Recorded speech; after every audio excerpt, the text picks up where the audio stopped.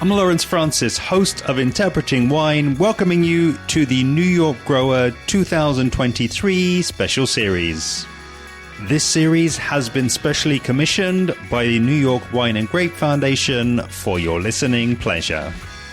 Across these episodes recorded in February and March 2023, we'll be exploring the modern New York scene in the company of 6 growers. The series will also feature a deep dive into the New York Wine and Grape Foundation's Sustainable Vineyard certification. Absolutely reflecting the most up-to-date realities of grape growing in the region. Given my listeners' level of interest and the wider wine trade's interest in quality grapes as the basis for quality wines, a series I'm particularly excited to share and a real landmark for the channel. Subscribe to be alerted when new series episodes go live. We continue the New York Grower Series 2023 today in the company of Mike Colizzi of Kashong Glen Vineyards.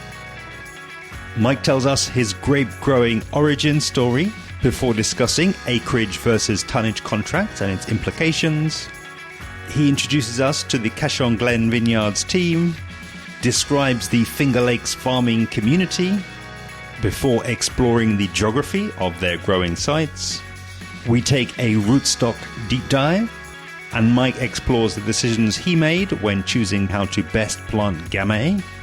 We talk sustainable grape growing, Cab Franc Clones, before looking ahead to possible future expansion. Enjoy. I've been born and raised in Penn Yan, New York, and grew up on the property where our vineyard is currently planted. And when I was 15 years old, I needed a summer job, and I was friends with the family that owned Fox Run Vineyards, which was right down the road from me. So I started working there. And when I originally took the job there, I wanted to be a civil engineer, and that's what I was taking classes in high school for and aiming for that. But I always had a love for gardens and growing plants, and this provided an opportunity to get out in the field and work. And I realized that this was probably a great sector for me to explore. And when it came time for college, it was what I focused my major on and everything. When I was still in high school and a senior, I was talking with my father, and he suggested that we plant a vineyard on our property to just give me some something to do, basically, during the summer, and more income. And our fields were currently being rented out to a corn and soybean farmer, and we wanted to do something more with the land. And we decided to plant the vineyard along with the guidance of Scott Osborne at Fox Run Vineyards and their vineyard manager, John Kaiser. I took a lot of trainings from them and learned basically everything I possibly could from the two of them, and was connected with other industry members through discussions with them. And it's basically evolved into what it is today. After college, I went off to California, worked out there in Sonoma Valley for almost a year, and then came back here with kind of a vision of what I wanted to do with our vineyard and where I wanted to take it out there. All of the contracts that they did were acreage-based contracts, and I felt that that was the right direction for us, as we wanted to be a more premium producer of vinifera grapes in the Finger Lakes. And I felt that the acreage contract allowed more discussion throughout the year between the grower and the winemaker, and it just worked a lot better. There was a better relationship in that regard. So we started those, and over time, we have planted more acreage and developed into what it is today, which is about 10 acres, mostly focusing on red vinifera, but we do have a few acres of Riesling that we sell, and we are always looking for, the next variety to chase. And we recently just planted some Gamay because there's a growing interest in the Finger Lakes in Gamay production. As tends to happen in the very last conversation of the series, the topic of acreage contracts came up. So I think, that would be interesting to maybe explore that idea. And as you say, you've gone down the acreage contract route, and maybe talk a little bit to what are kind of the other potential relationships that you might have with people growing the fruit, and kind of compare and contrast a little bit for us. Prior to starting acreage contracts, we were doing a traditional tonnage contract where the winery would say that they wanted 4 tons of Riesling or 6 tons of Cabernet Franc, whatever it may be, and we would grow it, and it would come close to harvest, and maybe the winemaker would come out a time or two, and we would discuss the fruit and when we thought it might be ready for harvest. And it was kind of a very lax approach to grape growing. Neither of us really felt invested in the relationship. And I felt like there were times where I would go months without talking with someone and just hoping that they were happy with the quality of fruit that we were producing. Mm-hmm. But once we switched to acreage contracts, it seemed that the winemaker felt as though they owned part of the vineyard, or at least part of the fruit that we were growing, and they were invested in it. Whether that was coming, a couple times throughout the growing season and discussing crop load, or meeting earlier, even before the vines started to grow for the year, and just discussing a general practice of how they wanted the vines managed. And it just works better as an acreage contract, because now we have the winemakers in the field. We're talking, we're discussing, do they want extra leaves pulled after we've gone through? Do they want us to drop a little bit of crop, which on an acreage contract, it's okay to drop some fruit because that's not coming out of our bottom line. We've agreed on a price for those acres, and we're in agreement that as long as we hit the minimum yield, then everybody's fine. But if they told us to go below that, then that's fine as well, because there's been a discussion where they said, no, we want to see it, at a lower crop load than it is. Traditionally, our vines average about 4 to 4.5 tons per acre every year, no matter, what we do to them. The winemakers are generally happy with that. Sometimes we might want to go below that, given a wine style that they're trying to make, but I also don't want to throw the vines completely out of balance. So that's where that discussion of the back and forth between the winemaker and us occurs. And then when you get closer to harvest, it's great because they're out there tracking the fruit just as much as we are. We're sharing information. I'm saying, these were the samples that I took this week. And then they're telling me where they were at and what they're thinking. It just appears to be more investment on both parties. How do things compare then in the Finger Lakes back to California, where it sounds as though this was, where you saw this firsthand, where you maybe saw the evolution of that particular idea? Are there any similarities, differences again between what you're seeing there in the Finger Lakes and what you saw in California? So when I was in California working, there was a lot of focus on high quality fruit and the interaction and relationship between the winemaker and the vineyards. The winemakers were always out there looking at the fruit, checking it. Sometimes I felt like they even saw the fruit more than we did at times, because they were there regularly. And it was a great relationship, and we learned from each other as well. There was always this give and take of the winemakers letting us know what they were looking for, and us explaining to them what that meant on our end and how we could make it happen. And the quality of the fruit was second to none. And I think that that's what we're looking to have here in the Finger Lakes, is that high quality fruit that meets everyone's needs and is grown to the exact specifications of the winemaker so that they can make the best wine possible, but also that we can have healthy vines that are able to overwinter and produce crop year after year. Let's change gears a little bit and get back to your production there and your scale there, but maybe talking now through the lens of the people. So you've already mentioned your father, but I know it's a team affair. So maybe introduce us at least virtually to the people who are involved in the day-to-day running there. The interesting thing about Kashong Glen Vineyards is that it's a second job for pretty much everyone that's involved here. My father, he was the one who, we started the vineyard together, and he has a full-time job as he owns furniture stores in the area, and that's his full-time job. And we do this on the side along with my wife. She also is, fully employed outside of the vineyard.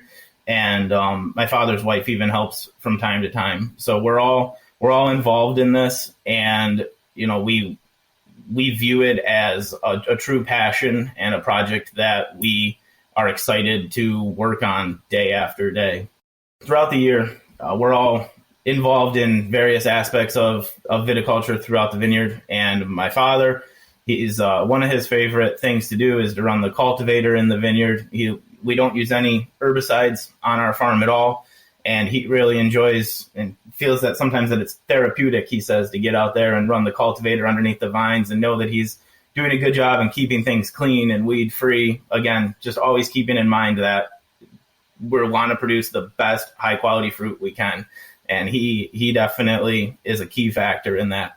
My wife, Brooke, is always willing to help with anything that we need, whether it's moving wires throughout the growing season and keeping the canopy up, suckering young vines as we've produced, as we've planted more vineyards every year. We've always needed to sucker them and train them up. She tends to them and cares for them extremely well. She's also quite the good tractor driver at times when we're putting out posts and doing trellis work. So that's always great to have. And then my father's wife, Debbie, she's always there as well, helping with trellis maintenance and everything like that, and keeping us all motivated and happy, which is sometimes the most important thing on a hot summer day. I love it. And something that really stood out from your pre-work, Mike, was talking about the wider culture, because again, we're going to get right in the dirt, and really talk about the grapes and how they're grown and the minutiae really. But talk to me a bit about the culture there and that kind of, I guess, farming community that you find yourself within, and maybe referring to some of the help that I know that you received from neighboring vineyards when getting started. One of the greatest things about growing grapes in the Finger Lakes is the sense of community and networking that occurs between viticulturists here. Whether it's a question about trellising or disease control or pest management, everyone's always extremely happy to reach out and give input and advice and lend equipment when needed. I mean, that was, for a vineyard to start out, that was one of the biggest things we needed, was help with equipment, because you can't necessarily go purchase, an $80,000 tractor and everything else that's needed to run a vineyard right off the bat for just a few acres. Mm-hmm. So we were really fortunate that the family at Fox Run Vineyards, they were always happy to help. We also partnered with another winery down the road on a couple pieces of equipment from time to time to share the cost of that. And over time, we were able to grow and purchase our own equipment. But to just know that you had people that were always willing to help was the best part about getting started. I was a high school student at the time who didn't really know much about grapes other than what I had learned from my few years at Fox Run. Mm-hmm. But I knew that I loved it, and I knew that it was something I was interested in, and they were always happy to help answer questions. And still to this day, we bounce ideas back and forth. And, with all the other wineries, now I've become members of various trade organizations within the Finger Lakes in New York State. So there's a lot of great back and forth of knowledge and information that occurs there. And that's something that I will never take for granted, and that I will always make sure that I pass along when needed to other people looking to get started in the industry. We were sort of in tune there, because something where my mind went was actually back to a conversation I had with your country people over in Washington State, and they were talking about actually people coming in from outside the region, coming there and starting to make wine, relocating really to the region. And I'm curious, is it something that you're seeing more of in the Finger Lakes, where people are maybe relocating or coming in perhaps without that tenure and, actual, being from the region as you are? Yes, I mean there's a lot of people in the industry that have worked elsewhere and even come from other wine regions to start their own vineyards and winery in the Finger Lakes. We constantly talk about how expensive land is here, but when you talk to people from outside of the Finger Lakes, you realize how expensive land could be, and they view the Finger Lakes as a fairly competitive place to grow grapes based on the land price and everything like that. And it's just a great area. And when these people come in with all these other ideas and knowledge from outside New York State and all around the world, honestly, it's great to learn from them and also to teach them a little bit about growing grapes in the Finger Lakes in a cooler and cold climate sometimes. So to have their knowledge of how things are done elsewhere and blend that with ours is just a great synergy. And we're fortunate to be, a world-class wine region that now is getting influence from other world-class wine regions. We're on the edge. I feel like we're on the verge of really making something great happen. Amazing. And would you be able to maybe talk to a specific example? Yeah, so there's several people in the region. I mentioned that we partnered with a winery and vineyard when we first started. That would be Red Tail Ridge. Nancy Ireland and Mike Schnelly, they came from California. Nancy was with E&J Gallo Winery before, and she brought a tremendous amount of knowledge and information that's been great to learn from. And there's other pioneers in the industry. There's Paul Hobbs, who recently started his vineyard and winery, Hillock and Hobbs, down outside of Watkins Glen. It's people like that are going to give this area recognition that we need to truly take it to the next level. We have dedicated people within the industry that have been here for decades doing great things, kind of under the radar. And I think now that we're starting to gain recognition, and it's now is the time for us to capitalize on that and really make these world-class wines and grow our region to what it needs to be and what it can be. As promised, let's now take it back to the soil and to where those grapes are being grown. And I think I'd invite you in the way that I always like to introduce that is to really invite you to fly the drone up or fly the helicopter up. I kind of use both analogies, but it's just to really get a sense, a greater sense really of where those vineyards are located that you've already introduced us to. And I guess what would help me to get the image and help the listener get the image would be to, I guess, first of all, again, refresh us on the different vineyard sizes, whether or not they're contiguous, but then also place them in a wider Finger Lakes context before starting to come down and give us maybe some more of the soil and geological information about those sites. Okay. So our vineyards are located on the west side of Seneca Lake, roughly 6 miles outside of Geneva. And we're on something that the locals around here call the Dresden Bench. Essentially, what you have to figure is that many years ago, this land was all covered by Seneca Lake, which extended much higher than it is currently. Mm-hmm. And as the lake receded over time, it left different shorelines, and this area that we're on, we call the bench. It was an old lake shore for a very long time until the lake receded down to the next level. So you essentially have this seat on the bench, which is where our vineyards kind of start, and then they taper off from there down towards the lake. So if you could imagine a seat on a bench that has a slight tilt forward, that's where our vineyards kind of start, and then they quickly taper off down more towards the lake. Mm-hmm. And we feel that this is an ideal location to grow grapes because it helps with the airflow. Starting right at the top of that bench before it drops off, we planted some Cabernet Franc that's a little bit hardier and can survive that. And then after that, it tapers off down through our Riesling vineyards and down through Blaufränkisch, Gamay, and then finishes with more Cabernet Franc right down at the bottom. And that constant airflow during the season and also during the winter, actually, which is something that many grape growing regions don't have to worry about, but is keeping the air moving in the winter, because sometimes just 1 or 2 degrees in the winter can make all the difference between having a crop and not having a crop. And we find ourselves very fortunate to be here and also at one of the widest parts of Seneca Lake. So we get a large amount of buffering capacity from the lake itself. And another thing, we always talk about Seneca Lake and the individual Finger Lakes and what they do, but what we also sometimes forget is that above us is a giant lake, one of the Great Lakes, called Lake Ontario. That lake actually buffers our temperatures more than the Finger Lakes. They allow us to stay warmer, and then we're at the northern part of Seneca Lake, so we get a greater influence from Lake Ontario than some of the other vineyards around. So we like to capitalize on that. We're very fortunate to have all of these bodies of water around us. Yeah, absolutely. And I think where my mind is immediately going there is, I guess it's a two-part question. One is, presumably you have done all of the planting there. And then also secondly, it's just to unpick really, why those particular grapes in those particular locations.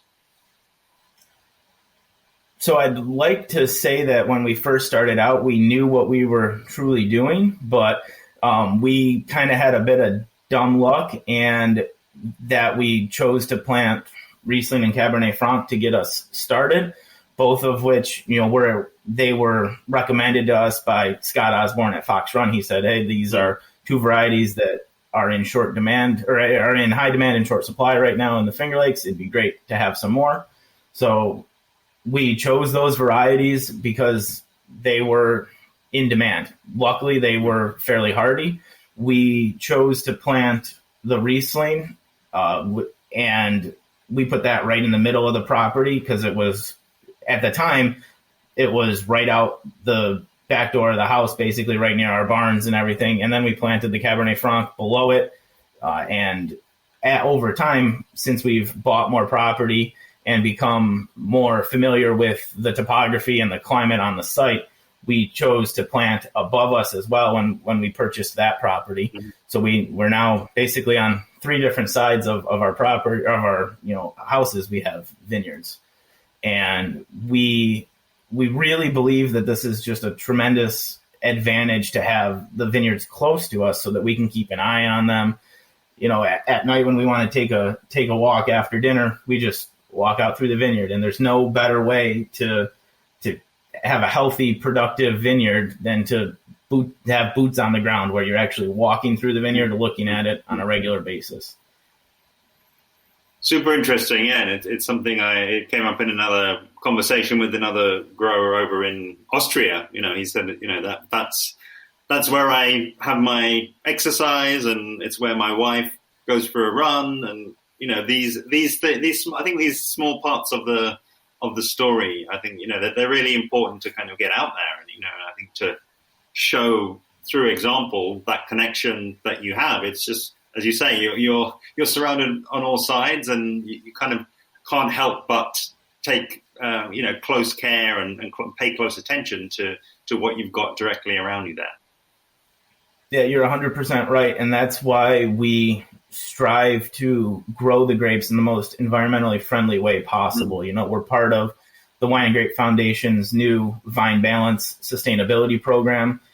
To us, it's not just a business, it's a lifestyle. It's everything that we do on our property. We grow food on our property. We let our kids recreate on the property. And the last thing we want is, to be creating a problem for them. We want them to be happy and healthy and safe. And, that those are the things that we hold dear whenever we're doing anything in the vineyard, is how can we be safe? How can we protect our family? That's why it's important, because we're here, we're committed to the long haul, and we hope that we're able to pass it on to our children, and that they'll enjoy it and be happy about the choices that we made decades before them. I think as well, staying really out in the vineyards and out in those sites there.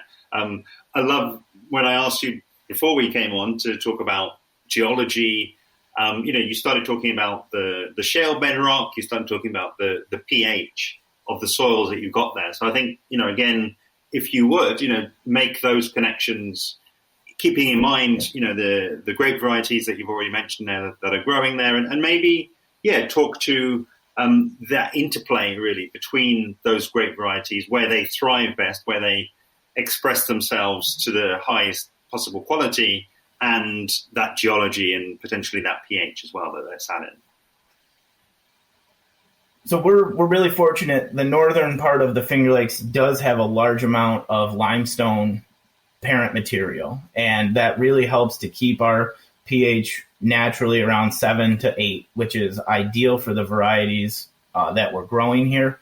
We try to do everything we can to keep the vines happy and healthy, and having that parent material in the soil of limestone means it's one less input essentially that we need to worry about maintaining.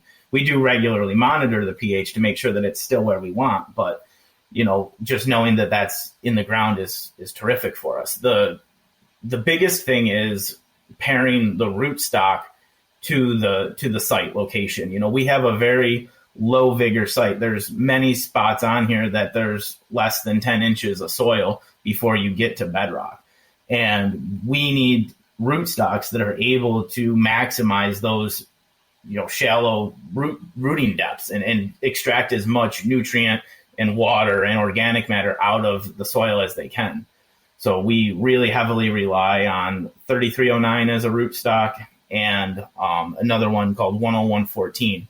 Those are great rootstocks for us, and they pair well with the site and the soil pH, and we get really well-balanced vines that are just easier to manage. And we're just fortunate that we have good collaboration in the Finger Lakes. We have a nursery right down the road, Herman Weimer Vineyards. We sell them grapes for making their wine, and in a bit of a back and forth. We buy our new plants from them every year when it's time to replant or put in a new vineyard. So it's just great to have that sharing of knowledge again, like I talked about, where there's just constant back and forth and discussing what we can do better. Is that then to say that you kind of had again that kind of dumb luck, as you said, or maybe beginner's luck, more kindly, in terms of choosing those rootstocks as well?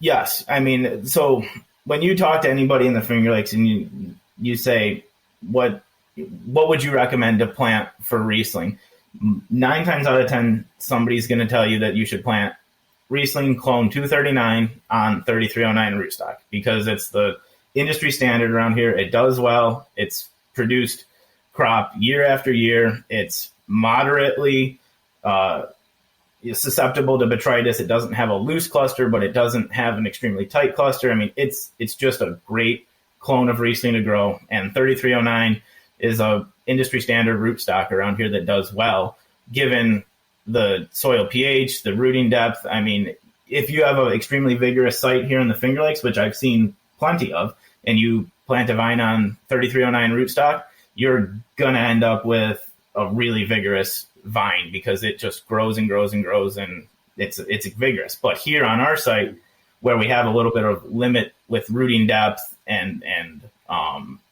vigor in the soil, those vines do tend to balance themselves really well. We've explored other rootstocks as well, like SO4, but I have my doubts on that, and its winter hardiness. We have a small planting of Cabernet Franc on that, and it just definitely struggles. We have vines right next to it on 3309 and 10114, and they survive the winter just fine. Same exact clone, and it's something about that SO4 rootstock just doesn't seem to be as winter hardy, and I don't know if that's just anecdotal or what, but it's an observation, and here we've gone away from that rootstock. You've gone away from it, but you're happy to have gone away from it. Yeah, we're happy, but we found other rootstocks that do better and will survive the winter, and that's what we need. Yeah, no, absolutely, and I think maybe to kind of close off that part of the conversation, Mike, what would be really interesting is almost to kind of take us into a little bit what were some of the decisions you made when planting that Gamay, because that, I believe, is the most recent planting there, and then you're planting that with the experience that you've gained over all of those years. So I'm just curious again, what would be some of those rootstock decisions, siting decisions, all of those things that came together when you chose the site and made that planting?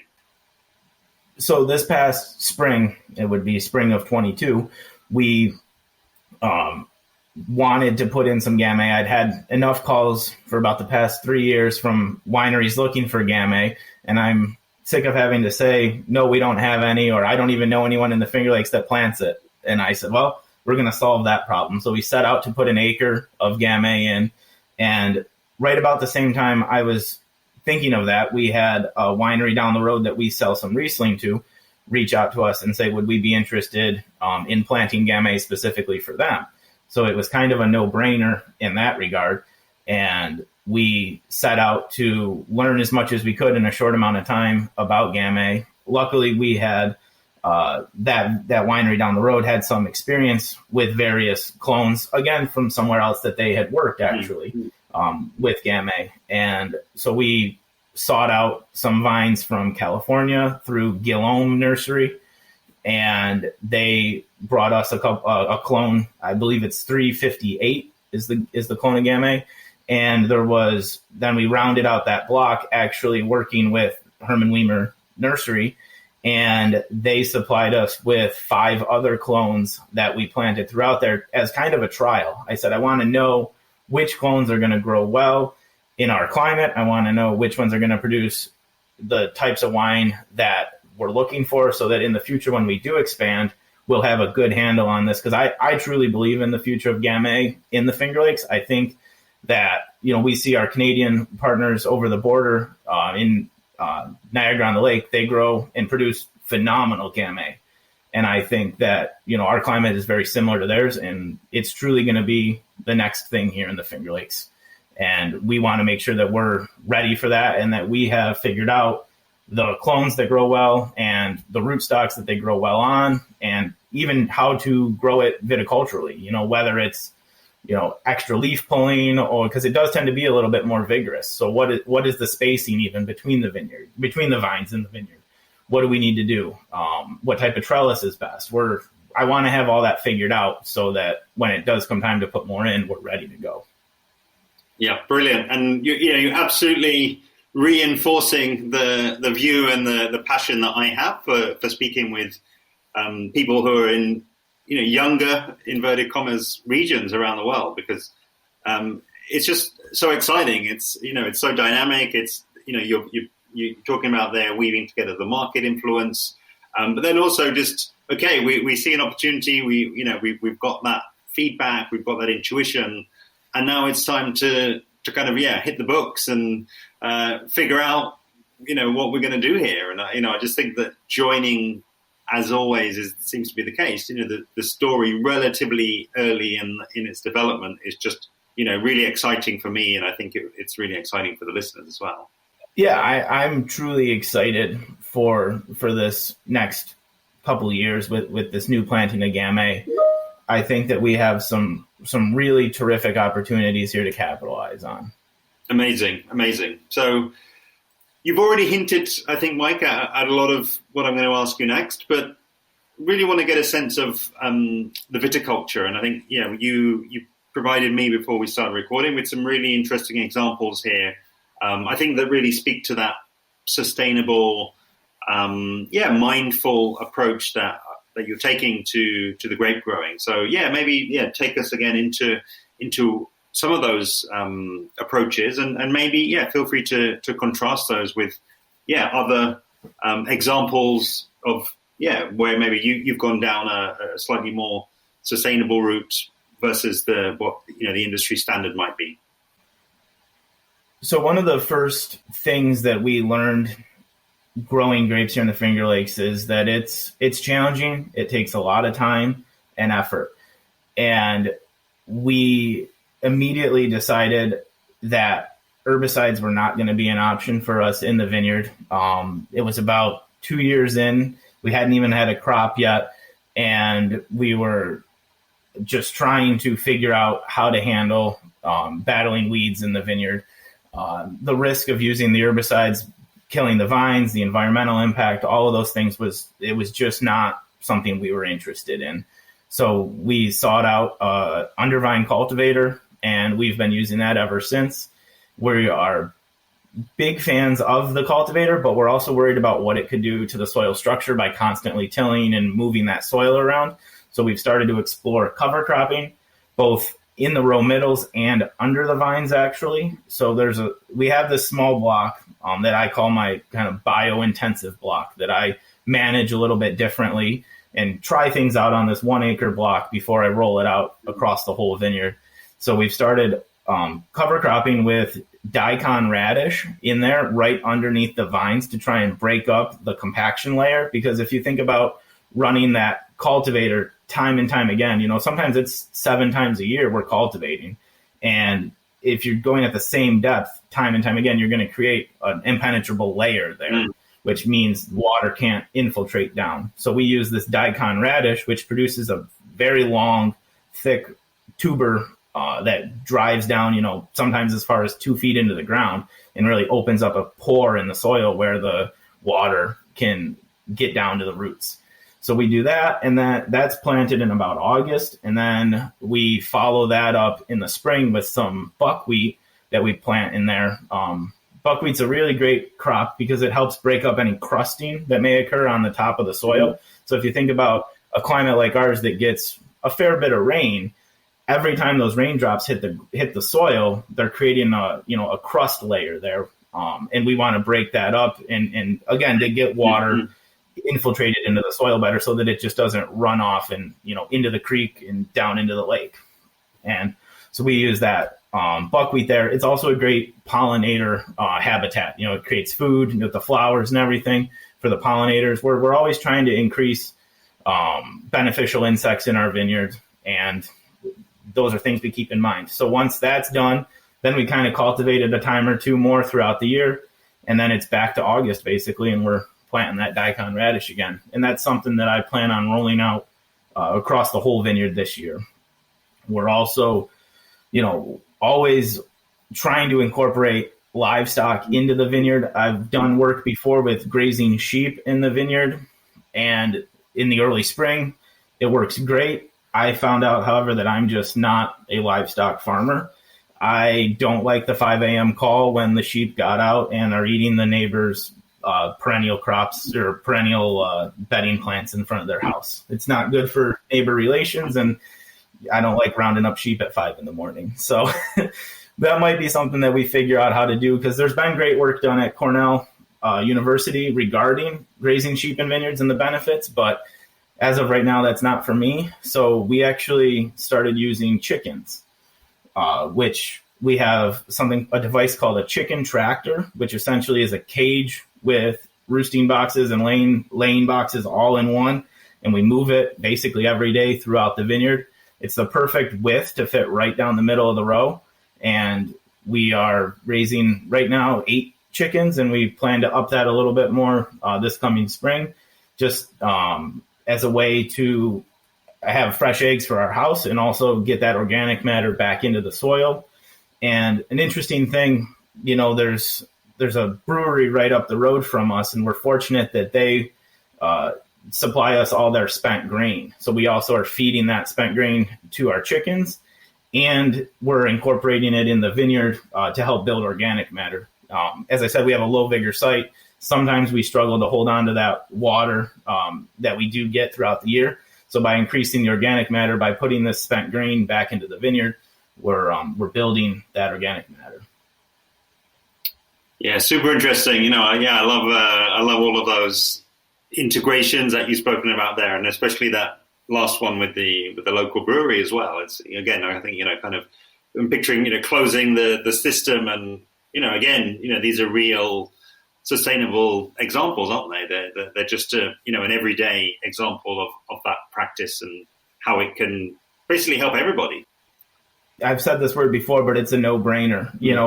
That closing the loop, like you talked about, and using as much local inputs as we can, and not having to search elsewhere for remedies for these problems. It helps the brewery up the road who doesn't have a means to get rid of the spent grain, and it gives us organic matter in our soil, food for our chickens, and in return they sell the eggs from those chickens at their brewery. So I mean, it's It's just a great thing. Yeah. The last thing on viticulture, and this again, I thought it was very sort of tantalizingly mentioned there was the number of different clones of Cab Franc that you have. So I'll just invite you to unpick that for us, please. So I've mentioned, already we have different clones of Gamay. We have different clones of Cabernet Franc. We're actually growing 10 different clones of Cab Franc. I counted them up before you and I sat down. I wanted to have an accurate number because we did put some more in this past spring. And it's really interesting to see the similarities between them, but also the differences. And sometimes it's just a subtle difference, and sometimes it's a glaring difference when you're walking the vineyard rows and they're side by side, especially in the springtime when it comes to bud break. You can see sometimes as much as a week difference between one clone and another clone that are planted a row apart or a few rows apart. Mm-hmm. So it's not the site, and it's not the climate being that close together. It's truly those clones showing themselves differently. And having all these different clones allows us and the wineries that we sell to learn and figure out how they might want to approach this moving forward with other vineyards, and also our own when we choose to expand, what clones we like more, which clones we don't like. We planted, to begin with, we planted about 5 different clones when we started, but that was because we were not sure what was going to grow well here. And that's kind of a philosophy that we've maintained, is figure it out. And then the next time that you plant, you'll be in a better position to grow the clones or varieties that you think will do well. We have worked closely with, as I mentioned, Herman Weimer Vineyards to sort this out. And luckily, they're one of our biggest clients when it comes to selling Cabernet Franc. And they like that they're able to go out and kind of make a field blend, essentially, of all these different clones and see how the different components show themselves when it comes to the finished product in the wine. Mike, it's been fantastic. And I think I really just have one final question, and it's how I like to close out, which is really looking ahead. And I think that the way that I'd ask you to look ahead, it would really come from how you started the conversation, which is talking about the market and the way really in which you start and expand when you've got those contracts in place and working on that acreage sort of basis. So I'd ask you to sort of look into the crystal ball and see what do you think you may well have coming down the line in 2023, 2024. As of right now, we're pretty much planted 100% of the property that we own. So if there were to be any more expansions, it's going to have to be on land that we would purchase. And I'm hoping that we're able to make that happen and buy some acres around us that connect our farm, and that we can, put some of this knowledge that we've learned over these last couple of years into something great. I feel like Gamay, as I mentioned, has a great potential here in the Finger Lakes. I don't see us planting any more Riesling at the moment. There's quite a bit of that around, and most of the phone calls that we've gotten recently from wineries looking for fruit is red vinifera, and that's something that we do well, and it's something that I've held close to my heart, is and always in my mind when I'm thinking about this, is stick to what you do well, and it seems like we can do red vinifera really well here, so I'm excited about Gamay. We've recently put in a couple acres of Blaufränkisch, or Lemberger, as some people call it, and that seems to be doing really well on our property. I hope to expand that in the coming years. So I'm just hoping to capitalize on what we've learned and the great community and potential that this industry has here. Amazing. And I'll sneak in a final question, which arguably I shouldn't have asked right at the very beginning. The Kashong Glen Vineyards, what's the significance of the name? Kashong is a Native American name for the region that we're in right here on the west side of Seneca Lake. There's a glen that actually, and a creek that run alongside our property. And, back in the day, the Native Americans that were living there, they believed that Glen protected them from the elements. It was in the summertime, it helped bring cooler air from the lake up into the gorge and cool them. And in the winter, it brought the warmer air from the lake up into their community. And we feel that also helps with our vineyards. It helps moderate that temperature and take some of the extremes out, so that, when you have a 95, 100-degree day during the summer, it's not nearly as hot, here.